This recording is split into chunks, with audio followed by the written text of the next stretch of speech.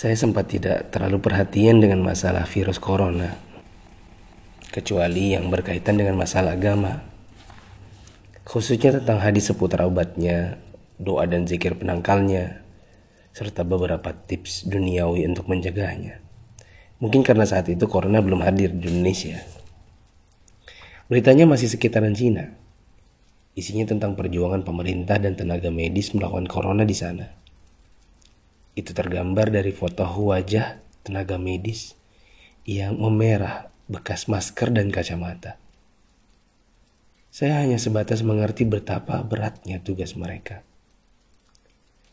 Saya sempat jengkel saat melihat video warga Iran yang menjilati pagar kuburan dan membaca tulisan tentang rakyat Italia yang dinilai sangat meremehkan. Tapi itu pun hanya sambil lalu karena positif pertama di Indonesia pun belum kedengaran. Tanggal 2 Maret 2020 yang ditakutkan pun terjadi.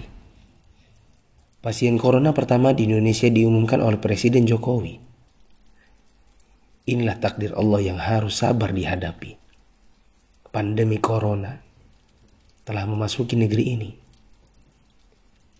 Jumlah pasiennya bertambah hari demi hari. Gambar-gambar mirip dengan yang di Cina bermunculan di grup sana sini. Ada bekas alat pelindung diri tergurat di pipi. Tenaga medis bicara dengan kertasnya. Kami kerja untuk kalian, mohon kalian tetap di rumah untuk kami. Ada juga yang bunyinya, haus, ingin minum, tapi gak berani. Seorang dokter yang sudah sepuh dalam balutan baju perang seolah berkata, jikapun ajal datang, tidak mengapa. Karena raga yang sudah tua ini memang harus ikut berjuang, tidak hanya bisa berdiam diri. Ikatan Dokter Indonesia menyampaikan belasungkawa karena 7 orang dokter di garda depan meninggal. 5 dari mereka wafat karena tertular virus ini. Seorang dokter muda hanya berdiri di luar pagar saat menemui keluarganya karena takut membawa virus dari luar. Meskipun foto ini aslinya dari Malaysia. Ternyata APD medis harganya sangat mahal. Dan sekali pakai saja. Saking krusialnya, para ulama dan ustadz-ustadz yang mumpuni ilmunya sampai mengeluarkan fatwa.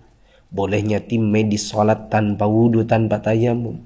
Lantaran pelindung dirinya tidak boleh sembarang dibuka. Tak hanya itu, ada juga fatwa sahnya sholat meskipun ada najis. Karena baju medis ini bukan baju biasa. Sekali dipakai untuk satu shift jaga, berjam-jam tanpa makan, minum, bahkan buang air dengannya menggunakan pampers orang dewasa. Bayangkan lagi jika dokter dan perawat wanitanya adalah ibu atau saudari kita yang sedang mengalami datang bulan. Dan lagi deras-derasnya. Atau dia istri kita yang harus berjuang di rumah sakit, sementara punya bayi yang juga harus disusui tapi tak bisa. Ada punya wafat, mayatnya tidak bisa dimandikan, bahkan tidak ditayamumkan seperti biasa, hanya disolatkan dan dikubur bersama plastik membungkusnya. Melihat dan membaca berkali-kali, saya pun akhirnya bisa memahami dengan hati. COVID-19 ini bukan sakit biasa. Dan tugas tenaga medis sangat berat terasa. Kalau bukan karena tidak ingin ditanya keluarga ada apa, saya banyak mengalirkan air mata. Untuk pasien positif corona dan keluarganya, sabar ya. Insya Allah sembuh tidak lama. Jika bersabar, kita dapat pahala. Di rumah dulu sampai negatif. Kasihan jika virus ini menular ke orang lain. Apalagi kepada yang punya penyakit penyerta dan lanjut usia. Untuk yang harus keluar dan tidak ada pilihan kedua, semoga Allah memberikan saya dan teman-teman keselamatan dan rezeki untuk keluarga. Jaga kesehatan ya. Usahakan jaga jarak dengan orang di sekitar kita.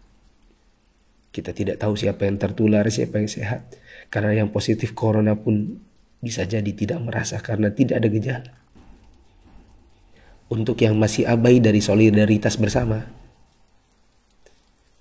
Saya ingin mengetuk pintu hati dan meminta waktu teman-teman sebentar saja. Yuk kita berpikir bersama. Jika teman-teman menggunakan media sosial atau punya kotak kaca media massa, teman-teman pasti sudah mendengar berbagai penjelasan wabah yang melanda. Pemerintah, dokter, para pakar sudah bicara, dari wawancara hingga rekaman video HP sederhana. Para ahli statistika mengemukakan data dengan tabel, grafik, dan semua media yang mereka punya. Teman-teman pun tinggal ketik halo di WA COVID-19 dan bertanya dengan input satu huruf saja. Jika data itu jelimet untuk dibaca, mungkin teman-teman bisa nonton versi kartunnya. Semua tenaga sudah dikerahkan oleh berbagai kalangan untuk membuka mata hati kita. Jika tidak ada waktu untuk membaca, meme korek api pun sudah tersebar di mana-mana. Sampai-sampai ada yang berpikir, mungkin kalau simulasi penularan virus corona ini pakai video game, barulah anak muda yang meremehkan corona akan mengerti dan percaya. Mereka pun membuatkan potongan video gamenya. Artinya, jika usaha seperti ini masih belum menyadarkan kita, entah dengan cara apa lagi. Apakah tongkrongan kita butuh ditembaki dengan gas air mata baru kita mau meninggalkannya?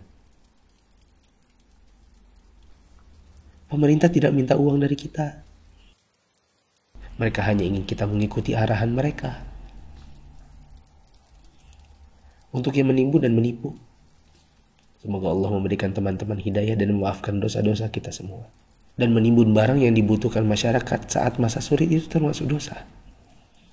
Rasulullah SAW bersabda, la yahtakiru illa khati. Tidaklah menimbun barang kecuali orang yang berdosa. Terlebih lagi bila menipu dan berdusta. Kami hampir tertipu dengan penawaran masker murah yang tadinya kami akan bagikan gratis kepada orang-orang yang membutuhkannya. Di mana hati kita? Apa kita bisa tertawa saat orang lain menderita? Teman, turunkanlah harganya ke harga normal jika engkau tidak bersedia menggratiskannya. Seperti pahlawan jalanan yang membagikannya. Untuk yang kaya. Kaya yang sesungguhnya itu adalah jika harta itu bermanfaat bagi orang di sekitar kita. Bukan hanya untuk pribadi semata. Yakinlah kekayaan, saldo ATM, rumah miliaran, outfit jutaan, mobil mewah memang membuat kita besar di mata manusia, tapi tidak ada artinya di sisi Allah yang Maha Kaya jika tidak menghasilkan amal dan pahala. Saya mau sumbang jam tangan dan beberapa barang lainnya yang mungkin tidak seberapa jika dibandingkan dengan teman-teman menyumbangkan harta nantinya. Terserah untuk pos dana apa, mungkin masker, mungkin APD tim medis, hand sanitizer, sabun cuci tangan dan sebagainya. Kita harus cintai harta kita ini dan bawa dia ke akhirat. Jangan sisakan untuk dunia. Untuk Bapak Presiden, BNPB, para gubernur, wali kota, dokter, perawat, ustadz, influencers, dan fundraisers, thanks for all you've done. Terima kasih. Jazakumullahu khairan. Semoga Allah balas teman-teman dengan tambahan iman, hidayah, dan pahala, hingga kita semua bisa dikumpulkan Sang Pencipta di dalam surganya. Jika menurut teman-teman ada orang di luar sana yang belum tergerak hatinya untuk punya empati kemanusiaan dalam wabah corona ini, coba kirim ke mereka. Siapa tahu setelah ini mereka bangkit mengerjakan amal kebajikan dan kita ikut dapat pahalanya.